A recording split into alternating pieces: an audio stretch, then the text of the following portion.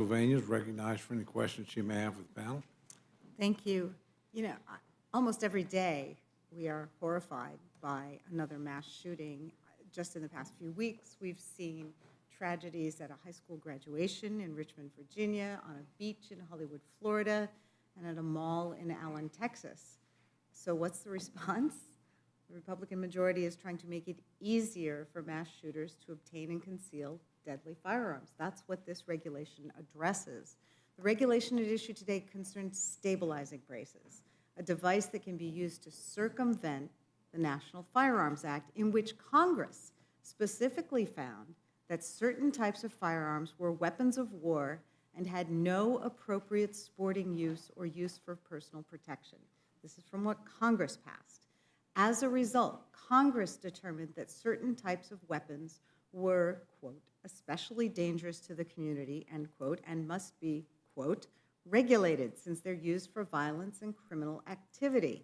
So, while yes, it's true that these stabilizing braces were originally developed to assist persons with disabilities, over time they've been adapted and marketed as a way to get around the congressional determination in the National Firearms Act, that determination that deadly short-barreled rifles must be subject to extra regulation.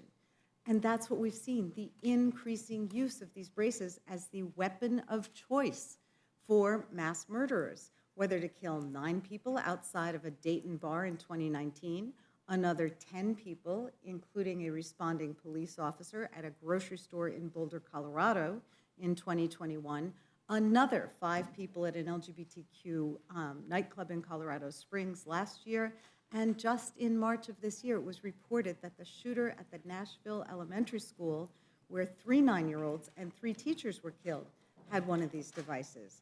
So it's important to understand what the purpose of the regulation is and to recognize the gross misrepresentations about what it actually does. The rule does not prevent veterans with disabilities from using stabilizing arm braces as they were originally designed and intended.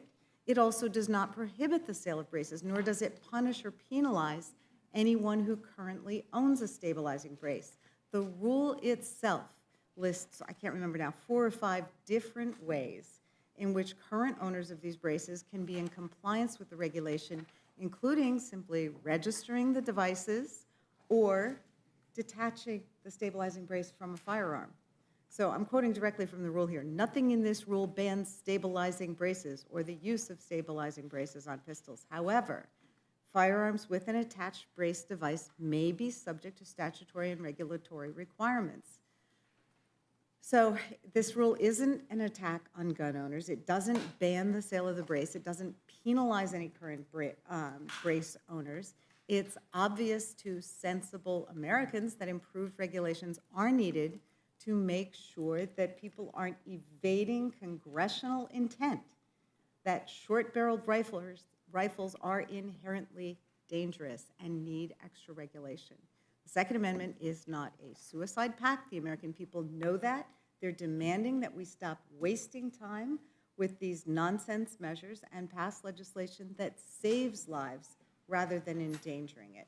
So, Chairman Nadler, was there anything else you wanted to add with respect to whether or not current owners of these braces are instantly made felons, as some of our colleagues have suggested? They're clearly not instantly made felons because of all the things that you just said. They simply have to register their stabilizing braces by a certain date. They can replace the short barrel with the barrel 16 inches or longer. They can remove the brace. They can register the firearm as set forth by the National Firearms Act, and period. They can do any of those things after the effective date of the bill. They can do any of those things, rather. Well, and we've addressed this regulation a couple times recently in the Judiciary Committee, and what was really enlightening was seeing how these things are being marketed, because although we hear this rhetoric about, oh, it's for veterans who've been disabled, what you see when you look at the marketing materials are sellers of these things literally winking at a camera and saying, oh yeah, You can use this, to get around something when they are showing them, they're demonstrating them as being a way to turn a pistol into a short-barreled rifle. So it's about, as usual with the NRA and with the gun manufacturers, it's about making bank off other people's misery. It is indeed, and to comment on what the ranking member of the stated, there is a conflict of interest. Mr. Clyde, who is the sponsor of this resolution, owns a gun store and sells these braces. Clear conflict of interest. Well, and the regulation does provide a way for people who sell these braces to do so legally if they Yes. register them appropriately, Yes. right? Indeed. But just too much trouble when it might get in the way of someone committing another mass murder? Okay, thank you. I yield back.